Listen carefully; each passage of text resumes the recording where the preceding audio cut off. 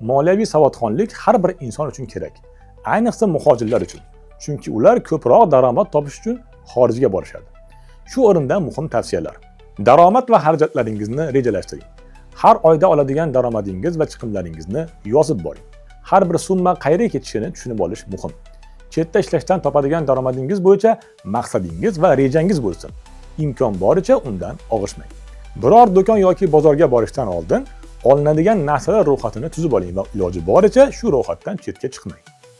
Do'konlar sotuvini ko'paytirish uchun har xil yo'llarni qilishadi. Har bir katta xarajatni yaqinlaringiz bilan maslahatlashing. Mablag'larni qisman jamg'arib boring. Har oy kamida 10-20% daromadingizni zaxira qilib qo'ying. Bu pul kelajakda favqulodda holatlar yoki katta xarajatlar uchun kerak bo'lishi mumkin. Agar pulni ishlatib qo'yish odatingiz bo'lsa, uni saqlay oladigan yaqiningizga berib qo'ying yoki maxsus qutilarda saqlang. Bekorchi narsalarga pul sarflashni yaxshi ko'radigan yaqinlaringizga ko'p pul yubormang. Imkon boricha daromad keltirmaydigan narsalarga pul sarflamang. Moliyaviy firibgarlikdan ehtiyot bo'ling. Ishonchsiz takliflardan, qonuniy bo'lmagan sxema va katta daromadli loyihalardan ehtiyot bo'ling. Bunday hollarda firibgarlik qurboni bo'lishingiz mumkin. Bankda hisob raqami ochish uchun chet elliklardan odatda Koreya immigratsiyasi tomonidan berilgan ID karta talab qilinadi. Aksar banklar pasportning o'zi bilan bank hisob raqami ochib bermaydi.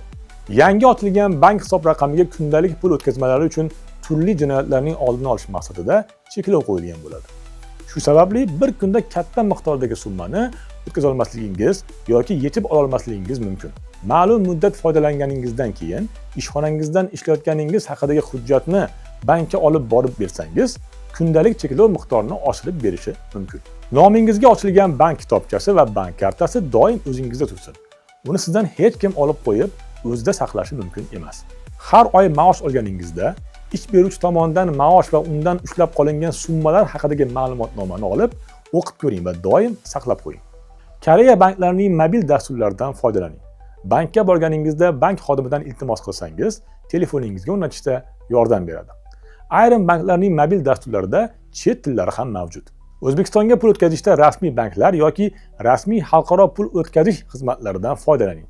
Chunki boshqa norasmiy usullar orqali chet elga pul o'tkazish Koreyada nafaqat noqonuniy hisoblanadi, balki qiynalib topgan pullaringizni notanish odamlarga boy berish ehtimolini ham oshiradi.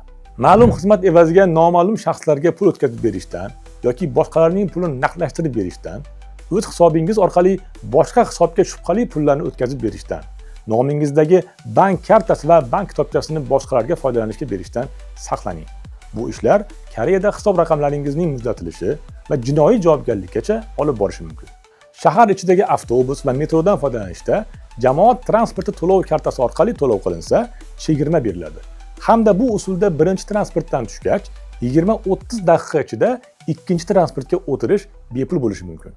Aks holda har biriga alohida to'lov qilish talab qilinadi. Qiynalib topgan pullaringizni to'g'ri sarflashga e'tibor bering. Topganingizga baraka bersin. Yordam olish uchun Vazirlar Mahkamasi huzuridagi Migratsiya agentligining ekrandagi bepul telefon raqamlariga yoki siz turgan davlatdagi vakolatxonasiga murojaat qiling.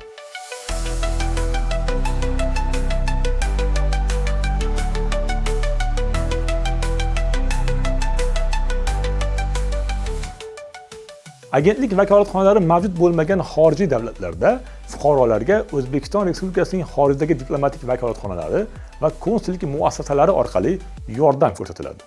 Bundan tashqari, huquqiy yordam Uzbot Telegram bot orqali ham bog'lanish mumkin.